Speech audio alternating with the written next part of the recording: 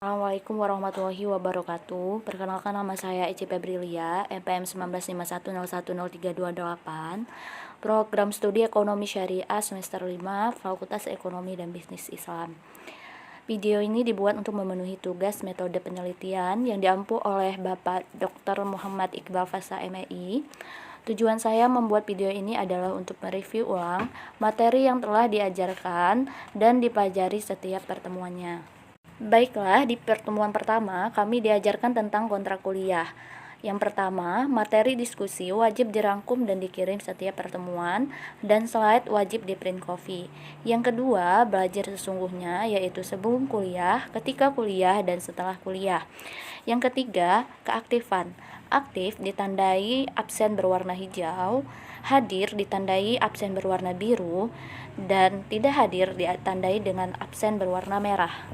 Paper individu meliputi 1. Identitas penulis, yang kedua abstrak, yang ketiga pendahuluan, yang keempat landasan dasar Al-Quran dan Al-Hadis, yang kelima konsep dan pembahasan 1, yang keenam konsep dan pembahasan 2, yang ketujuh tawaran penulis, yang kedelapan kesimpulan, dan yang kesembilan referensi. Ketentuan-ketentuan paper sebagai berikut. Yang pertama, wajib menggunakan manajemen referensi Mendeley. Yang kedua, perbanyak rujukan referensi jurnal ilmiah dan buku berbahasa asing. Yang ketiga, usahakan tiap paragraf gunakan referensi yang berbeda. Yang keempat, menggunakan Mendeley Note atau Body Note. Yang kelima, minimal 18 referensi rujukan. Yang keenam, 12 sampai dengan 15 halaman sudah termasuk referensi dan lain-lain. Yang ketujuh, ukuran kertas A4 line spasi 1,15, ukuran atas dan kiri 4 cm, ukuran kanan dan bawah 3 cm. Juga diajarkan bagaimana mendapatkan judul dari suatu artikel ataupun tugas akhir skripsi, yang dimana cara-caranya seperti 1.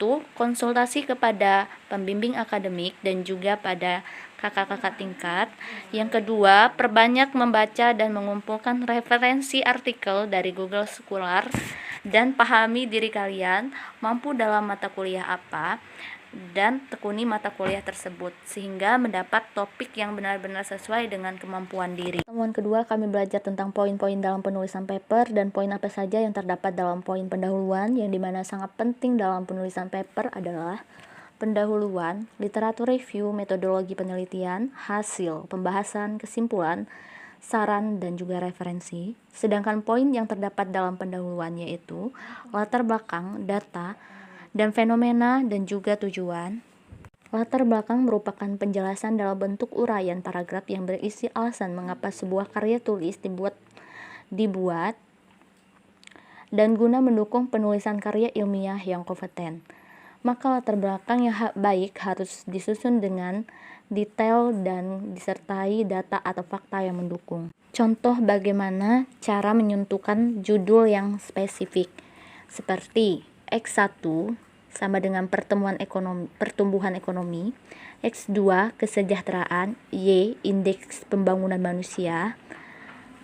Pertemuan selanjutnya yaitu cara menulis referensi body note, seperti Senduk, 2000 menyatakan bahwa titik-titik. Menurut Senduk, 2000, Senduk, 2000, titik-titik menurut Senduk 2000. Setelah dapat materinya, kemudian cek penelitian terdahulu, seperti 1. Pilih metode penelitian, kuantitatif atau kualitatif. Yang kedua, terjun lapangan. Yang ketiga, analisis. Yang keempat, cek bagaimana proses. Yang kelima, wawancara. Yang keenam, observasi. Yang ketujuh, kuesioner untuk mengukur sangat setuju, tidak setuju. Pertemuan selanjutnya, kami membahas tentang hipotesis. Hipotesis adalah suatu pendapat atau kesimpulan yang masih bersifat sementara. Hipotesis selalu muncul dalam penelitian yang bersifat kuantitatif. Adapun dalam sebuah hipotesis juga diharuskan menunjuk adanya hubungan antara dua atau lebih variabel, seperti X1 tingkat suku bunga, dan Y pendapatan nasional. Dalam pengembangan hipotesis, terdapat 4 item, yaitu teori dan konsep yang mendukung, 2. Hasil penelitian terdahulu yang mendukung, 3. Hasil penelitian terdahulu yang tidak mendukung, dan keempat, argumentasi dari penulis. Pertemuan selanjutnya yaitu pengembangan hipotesis, di mana X1 sama dengan contohnya kepemimpinan Islam, X2 motivasi kerja Islami, ketiga X3 kepuasan kerja Islami, Y kinerja karyawan Islami. 3-4 hipotesis, X1 sama dengan Y, X2 sama dengan Y, X3 sama dengan Y, X1, X2, X3 secara bersama-sama mempengaruhi. Video dari saya, mohon maaf apabila ada banyak kesalahan. Saya akhiri, wabillahi taufiq walhidayah. Wassalamualaikum warahmatullahi wabarakatuh.